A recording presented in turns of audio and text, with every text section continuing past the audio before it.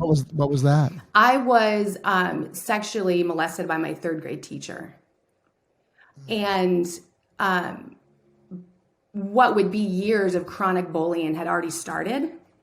So I think by the time I was 8 or 9, I wanted to be safe. I wanted to feel safe. Right. Yeah. You needed security for for sure. Mm-hmm.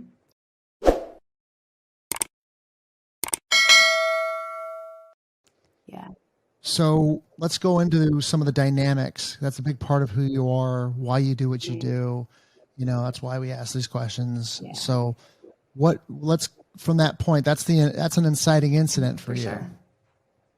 And what sometimes defined us makes us stronger. That's your cause célèbre.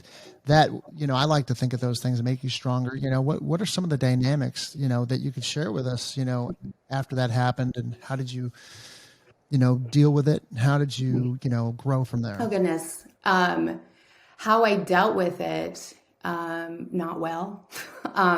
For many, many years, I was running from the feelings. So the coping mechanisms that came out of that were I would fawn a lot, people please. I think I thought if maybe I jumped through enough hoops that I would minimize future pain.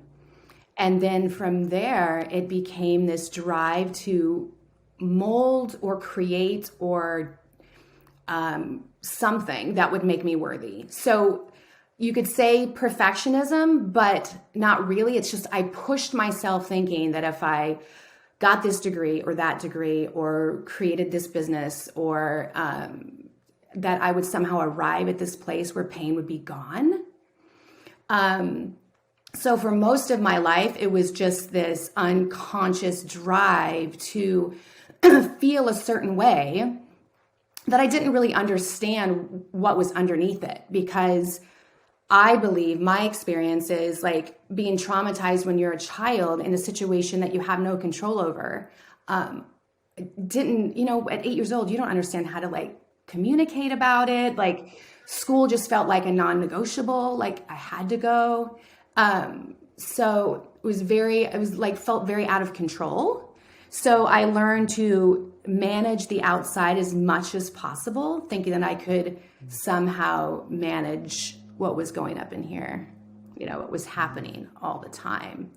So those coping mechanisms stayed with me for many, many years until about 6 years ago, I just burned out. So I hope that answers your question. Okay, let's go on the origin of things, like with high school, what was your high school like? When I look back at it now, I was in what you would consider the more popular group, but emotionally just struggled. And by then I had a lot of chaos going on in my home life. My younger sister was an addict and was put in a inpatient rehab at 13.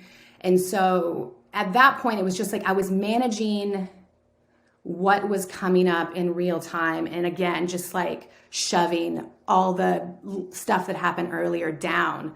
It's like my core trauma, as life continued to go, just kept getting buried and buried and buried. And so I would always think, oh, it's about this thing now. If I can just conquer this thing that's showing up now, I'll feel better. But I didn't realize it was just piling on top. And so high school, socially, to the outside world, I'm sure looked fine. But again, that was a coping mechanism of mine. Like if it looks good and I push hard enough, but I struggled to pay attention, struggled to maintain grades, just got by, like squeaked by. Yeah. And did you go to college? I did. Of course. Where'd you go? Yeah, I went to Arizona State. So I went to college, got my degree in psychology, and then got my master's in counseling. And yeah, that just... Well, if you barely graduated high school and you were able to do that, that was how did you find that? How did that work? How did you succeed at that? That's a really great question. And over the years, as I've talk to therapists.